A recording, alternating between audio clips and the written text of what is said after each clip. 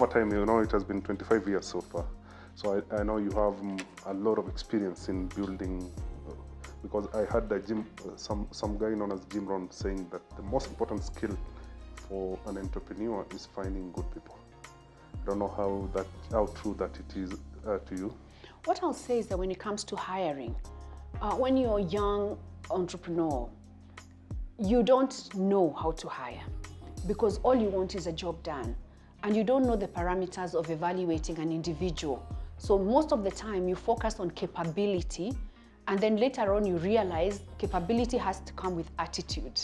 So if you realize quickly enough that you want somebody who is capable of doing what you want them to do, but at the same time they have the right attitude to grow and also to point out as a fellow business owner with you. They may not own any shares, but they must buy into the business enough. And that's where attitude comes in, that they look at winning as a win for all of you. They don't look at it in terms of, when I make money, it's for the boss, Yes, because if you get somebody with that attitude, that's the time you find people in the workplace, they're very wasteful because it's not my money. That's the time you see, you know what? When we see cars being driven on the road and somebody's hitting every bump, what do you say? It can't be his car, isn't it? That's right. That's the kind of person that you don't want in your business. So being able to vet that takes time and it takes experience. Yeah. I'll be hiring people who are like me. And yet in the business, you need a mix of people. You need the thinkers, the ones who are very slow to talk, but they think very deeply. And so when they bring out something, it's very well considered.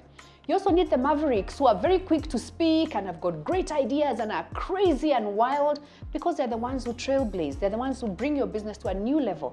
And then you need the simple people who just do what they're supposed to do and get it right. Steady, reliable, you need all those people. There's so many different talents that you require. So it's simply to look at the person and put them in the best place for them.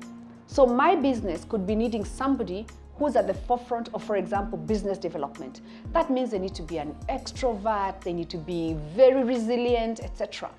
Now, when I hire that person, I could find that they are very good in the spoken. They speak very well, they present very well, they build great relationships, etc. But tell them to write a document like a pitch proposal, they can't. Because for them it's boring. Yeah. So that means you must have the other boring person who's a geek, who sits down and writes the best presentations but can't present. So do you see? Yes. So nobody is wrong, nobody is a failure. It's just complementary skills coming together to get to success. And so the critical bit is to let people thrive in an environment where failure is celebrated. And when I say failure is celebrated, it means that you're capable of saying, you know what? Derek is very good at A. I am not as good at A. He will therefore do A. You're celebrating your failure in A by allowing Derek to shine, because tomorrow he allows you to shine in your area of strength. And when it comes to reviewing your team, it's also maximizing and focusing on their strengths while minimizing their weaknesses, as opposed to just punishing weaknesses. So it's a learning curve. And I don't think anybody ever gets perfect. I definitely am not perfect at it. Yes. I still make wrong judgment calls on people. You meet somebody, you like them, you think they are wonderful, and then the next thing you know, oh, they've robbed you or they've done A, B, C, D. Those things happen in life because human beings are human beings. But I must say, in percentage terms, it's a very small percentage that does wrong, only that they stand out more than those who do right. Mm-hmm. And there's the other side of letting people go. Exactly. How do you handle that? Because letting people go is par for the course. If you're an employer, you will always be onboarding and offboarding. Mm-hmm. I like to think of it like a bus.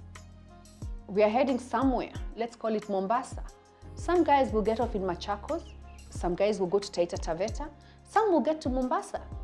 But it's not mandatory. Employment is not a marriage. You don't have to stay forever, I think that your journey is up to where you're learning, you're growing, and you have fulfillment in the job. The minute that goes, it is only right that you should move to your next adventure. And for me, because I'm an entrepreneur, I like to encourage my people to do what will make them shine, make them create wealth, make them create employment. Because sticking with them in my business and they are not thriving is really a disservice to the nation and a disservice to them. So I don't consider it a loss when somebody is leaving for greener pastures or for a better environment.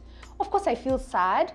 Of course, I feel discouraged sometimes because, you know, just when somebody is working perfectly, that's the time you have to start training all over again. I feel it, I'm a human being. However, I like to release somebody with my blessings and with a lot of encouragement, because I too was encouraged by others.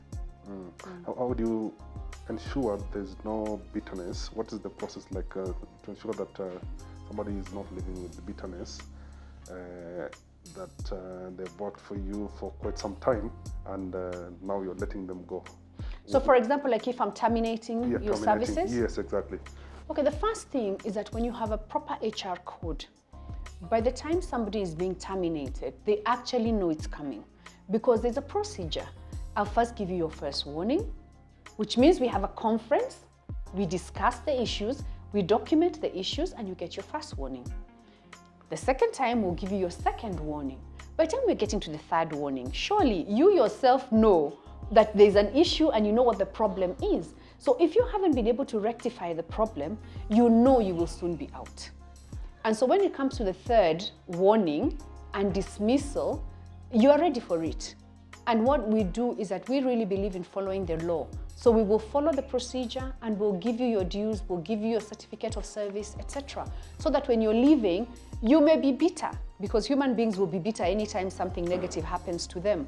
But by the time you're doing 3 months or 6 months elsewhere, you look back and you'll start saying, oh, I miss PMS, you know? And that's what happens invariably. And so you find even people who left in a half, because people also quit and just live in a half. That's right. You know, after some time, you know, they're the same people who we shall be meeting, or they'll be writing to me on my Facebook page or Instagram and saying, oh, Joanne, I really learned a lot from you, etc. Because come what may, there's no employee who comes into PMS and leaves without learning something.